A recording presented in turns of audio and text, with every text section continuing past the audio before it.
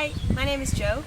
I first arrived in Bangladesh last June, initially in collaboration with Engineers Without Borders, developing field tests to see if we could improve the water resilience of earthen plasters and designing modest double-storey bamboo dwellings in a local slum and helping to support a local NGO called SAFE. Leading on from that, I was awarded the Reba Boyd Auger Scholarship in 2012 to continue the research into earthen solutions and their role in areas with limited assets. Bangladesh is at the forefront of climate change and is at risk of a range of natural disasters, including earthquakes. Personally, I've experienced 3 tremors since I've been living in the village. Cyclones. In 2007 and 2009, the southern coast experienced 2 major cyclones. Monsoon rains every year, standing water, flash floods. They all affect communities in very different ways, but are particularly devastating to areas with limited assets and vernacular architecture and solutions that feature earth.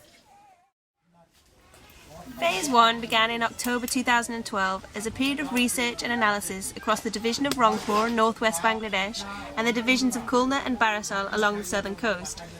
The aim was to visit and document shelter programs provided by local and international agencies, talking to beneficiary households about the successes, failures and visions for the future, and along the way compiling data regarding traditional architecture in these regions.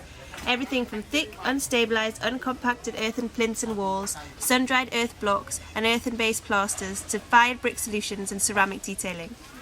Phase 1 was to inform the subsequent phases and upcoming prototype design. Phase 2 began in February. I reunited with my northern Bangladesh family at SAFE and we set out to identify a community in which to work. Architecture shapes the way we live, influences the way we work and is an expression of our culture and ideas. In the development sector, these processes are extremely complex. Among the exhaustive list of concerns, one of the key differences is in the approach, participation at all levels. Ensuring transparency and working with communities and beneficiaries to co-design solutions is fundamental. With limited funding, I was able to provide a new house and accompanying facilities for 1 low-income family. Beneficiary identification is always a tense process, so we were keen for this to be very much community-led. This involved a series of interviews, household surveys, community meetings and outreach. In collaboration with a hamlet in Sundarban Union called Nobupara, we identified a family of 5 in need of improved living conditions. Similarly, the design was very much a collaborative process. I spent 2 weeks on site simply observing the way the family existed, worked and lived in and around their house. We mapped the site and identified key areas for concern, working with the family and their neighbours to create a shared vision. At all times we wanted to keep the community informed, everything from testing different forms of visualization techniques to engage all members, discussing jointing techniques, details and our sustainable approach to materiality, always concluding with a strong shot of tea and some sugary morsels. We began Phase 3 construction on the 1st of April. The double-storey scheme, a compressed stabilised earth block ground floor and bamboo upper floor, offers increased living space for the family whilst preserving the little land they do possess.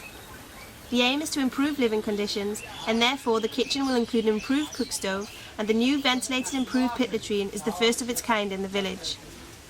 Following demolition of the existing house, we have recycled the earthen walls to create CSEBs, prepared the site, finished the foundations and are currently knee-deep in earthen-based mortar constructing the walls. So here we are on site. Wish us good luck for the next 2 months.